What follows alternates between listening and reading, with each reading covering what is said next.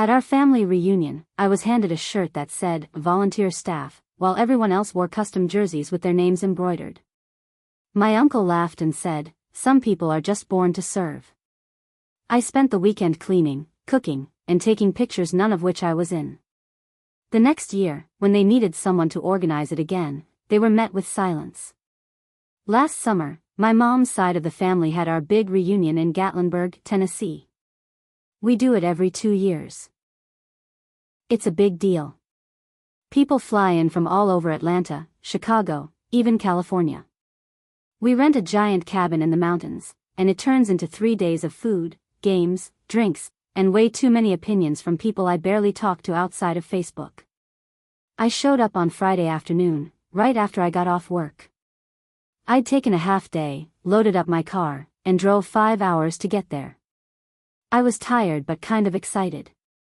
I hadn't seen some of my cousins in forever. I figured I'd get a drink, kick back, and just enjoy the weekend. When I got there, the first thing I saw was everyone wearing these bright red jerseys. Like, matching custom-made shirts. Some had their first names on the front, others had dumb nicknames. Coach Dan, Nana Bear, Lil Ricky. You get the picture. Everyone was laughing and taking pictures like they were at a family football game. I got out of my car, grabbed my bag, and right away, Uncle Gary walked up to me. He handed me a folded gray t-shirt and grinned like he was doing me a favor. "Here you go, champ," he said. I opened it. It said, "Volunteer Staff," on the back. Nothing else. No name. No nickname. Just that. I looked at him like, what the hell is this? He patted my back and said, "Well, someone's gotta do the work. Some people are just born to serve." Then he laughed like he made the world's funniest joke and walked away. I stood there holding that damn shirt while everyone else posed for group pictures. I saw my own mom standing with her sisters, all smiling, wearing matching red jerseys with their names. She didn't even look over at me. I felt like a damn caterer. I thought maybe it was a joke. Maybe someone would say, "Just kidding, here's your real shirt." But no. That was it. That gray, Volunteer Staff shirt was all I got. I wore it. Because I didn't want to make a scene. That's what I told myself. But deep down I knew they'd made me the helper. The errand boy. And it only got worse. Friday night, everyone was busy catching up and drinking. I was told to handle the grill. They dumped 24 burgers and a bag of hot dogs on me and said, "You're good at this stuff." I wasn't even asked. I just got handed the tools and told where the charcoal was. Then it was, "Hey, can you grab more ice? Can you check the coolers? Hey, get a picture of all of us." I had to stand there and take pictures while they posed in front of the cabin. They even made a fake Reunion 2023 sign out of wood and hung it up. Big family photo.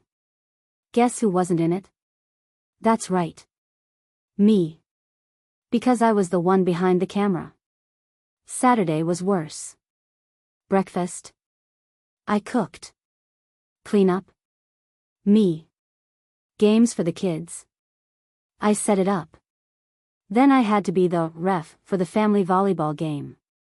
No one asked me to play. Just handed me a whistle and said, "Make sure Uncle Dan doesn't cheat." At one point, I asked my cousin Jessica, who I used to be really close with, if she wanted to take a picture with me. She smiled and said, "Let's do it later when you're not so sweaty." Later never came. Sunday morning was the final insult. Everyone wanted a big breakfast before leaving. They were all still in bed at 7 a.m., so I figured I'd just start the coffee.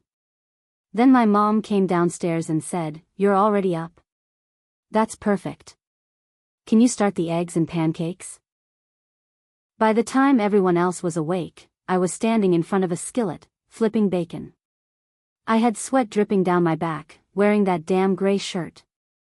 I served food to over 30 people and cleaned up after them. Not one person said, "Thank you." I was in the kitchen, scrubbing pans when I heard them outside, laughing. I peeked through the window and saw my Uncle Gary standing by the grill. "I tell you what, next year we keep this setup," he said. Everything ran smooth, and we didn't have to lift a finger. That's the dream right there. Then he pointed to me through the window. "Our MVP." Everyone laughed. My mom even smiled. I don't think I've ever felt that angry and invisible in my life. That was the moment something flipped in me. They wanted me to serve them? Fine. But they were gonna regret it. So after I got home from that weekend, I didn't say much to anyone. I didn't post about it.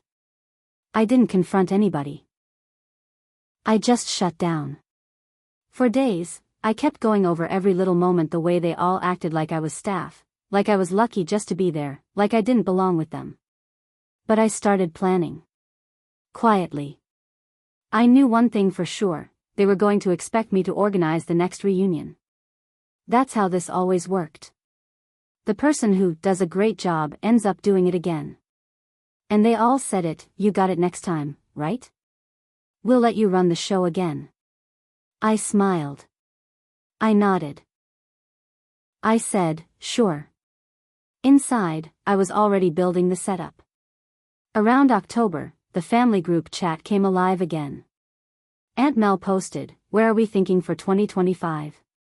People threw out ideas: Lake Tahoe, Myrtle Beach, somewhere in Florida. The usual. I chimed in, "How about we go back to Gatlinburg? I already know the area, I can handle the bookings and everything. Make it easy." Everyone loved it. Of course they did.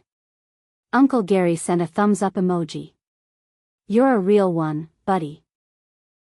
That's when I knew I had them right where I wanted. I booked the same cabin. I paid the deposit out of pocket. I even started a little private doc for planning. But this time, I made sure nothing was going to run smooth. Not unless you were me. First, I created a fake catering company email, something like mountainfeastevents@outlook.com. Then I sent the family an update from it, saying, "Hi everyone. For this year's reunion, we're offering prepaid meal packages so your entire weekend is covered. Meals will include breakfast, lunch, dinner, and snacks. All food will be provided by our cabin event planner me, but costs need to be collected in advance. Please send $75 per adult, $40 per child under 12, to my personal Venmo." No one questioned it. They just paid. Some even thanked me for being so organized. I also sent out a family photo order form, telling them that for $15 per family, they get a digital album of all the weekend's professional pictures. I listed all the things included: portraits, group shots, candid moments, edited and emailed. Again, that money went straight to me. No one asked who the photographer was. Guess who wasn't hiring one? By January, I had made close to $1,800 just off my family's event fees. And that was just the beginning. I sent another email update in March, saying the cabin now required a $20 per person linens and supplies fee. Paid up front. More money for me. I knew I was playing with fire, but I didn't care. I wasn't even planning to keep all the money. I just wanted them to feel what I felt. To know what it's like to be used. To be invisible. But I wasn't done. I also made sure that this year, no one was getting a custom jersey except me.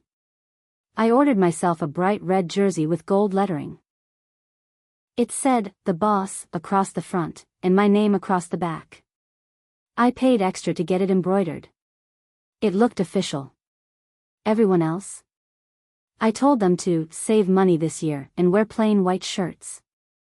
"We're doing a clean, simple theme," I wrote. They all agreed. As the reunion weekend got closer, I sent one last message to the group chat: "Please don't bring any outside food or drinks this year, we've got it all covered. Just come ready to relax." Nobody suspected anything. Not even my mom. The weekend finally came. I drove up Thursday night to prep, like I was some hired planner. I got there early, walked through the cabin, and smiled. Same 12 rooms, same game room, same giant deck overlooking the woods. But this time, I wasn't anyone's helper. This time, they were walking into my setup. On Friday, everyone started arriving. People came in with coolers, and I stopped them at the door. "Sorry, no outside food or drinks," I said. "The cabin's got rules this year. Liability or something." Some grumbled, but most nodded and left their stuff in the cars. Uncle Gary walked in with his usual booming voice. "Where's our shirts, champ?" I pointed to a plastic tub by the door. "White t-shirts. 1 per person. It's part of the simple theme I mentioned. Helps the photos look clean." He lifted one, held it up, and squinted. "No names?" "Nope," I said. "Keeping it minimalist this year." Then I pulled my red and gold jersey out of my bag and slipped it on. Bold letters, "The Boss." He stared at it for a second, then forced a laugh. "Look at you, moving on up." Friday night was when things really started going south for them. They expected a big dinner spread, barbecue, cornbread, baked beans, the works. That's what I promised in the catering package. Instead, I served frozen lasagna, burnt garlic bread, a single tossed salad that came from a bag. People whispered. Someone asked, "Is this the real dinner?" I smiled and said, "Budget changes." Saturday morning? The full breakfast was just cereal, milk, and a bowl of bruised bananas. Aunt Mel cornered me in the kitchen. "This isn't what we paid for." I shrugged. "Prices went up. You wouldn't believe what catering costs up here now." By lunch, the kids were whining, people were annoyed, and tensions were rising. That afternoon, I announced the official family photo time out by the big pine tree. They all filed out wearing their sad, wrinkled white shirts. I set up a tripod. Made sure they were all in frame. Hit the timer. Then I stepped out of frame on purpose. One cousin called out, "Aren't you getting in?" I said, "Nah, someone's gotta take the picture." Nobody laughed. I clicked the shutter and walked away. Saturday night was when things started boiling over. I served plain hot dogs. No sides. No chips. Just hot dogs on dry buns. 1 mustard bottle for 20 people. Uncle Gary lost it. He stood up and shouted across the porch, "What the hell is this? Where's the damn real food?" I kept my cool. We had a change in plans. He stormed up to me, red in the face. "You collected money from all of us. Hundreds of dollars. This is theft." I looked him dead in the eye and said, "Oh, you mean like last year, when you made me work the entire weekend for free? When you called me the MVP and laughed in my face?" Silence. People started murmuring. My mom stood up from her chair. "Honey, don't make this about last year." "Oh, it's exactly about last year," I said. "You all treated me like help. I was your cook, your cleaner, your photographer. You didn't even put me in the pictures." Uncle Gary took a step closer. "That was just a joke." I nodded. Well, this was just a response. The porch went dead silent. Everyone was staring at me like I'd just dropped a live grenade on the reunion. Maybe I had. Uncle Gary looked stunned. His mouth opened, then closed. For once, he didn't have a smartass comeback ready. I turned and walked back inside. I was done talking. I didn't care what happened next. But they did. Within 15 minutes, the family group chat blew up. People were arguing. My cousin Derek asked where all the money went. Aunt Mel said she'd never felt so disrespected. Even my mom texted me privately, "You went too far." I didn't reply. Instead, I opened the file I had kept on my laptop. Screenshots of every single job I'd done the year before. Me behind the grill. Me setting up chairs. Me holding the damn trash bags. Messages where people said, "Can you handle this? You're good at this stuff. Thanks for doing everything." I sent that whole collage to the group chat. Then I wrote, "Now you know what it feels like." More silence. The next morning, most of them packed up early. The usual Sunday morning breakfast didn't happen. No goodbyes. No group hugs. Just the sound of cars starting and doors slamming. Uncle Gary didn't say a word to me as he left. Just shot me a dirty look and walked out. Mom was the last to go. She stood by her car, arms crossed. "You humiliated everyone," she said. I looked her in the eye and said, "I learned from the best." She didn't respond. Just got in and drove away. For weeks after, I didn't hear from most of them. Some blocked me on social media. A few sent angry messages. One cousin, Jamie, actually reached out and said, "Honestly, you just did what we all should have done a long time ago." A few of the older relatives tried to patch things up, called it a big misunderstanding. But the truth was, they were mad because I held up a mirror. I made them feel small. Like they made me feel. Did I go too far? Maybe. Did I burn the bridge? Absolutely. But I also built something else in the ashes, my self-respect. They'll have another reunion someday. Without me. And that's fine. Because I already had mine.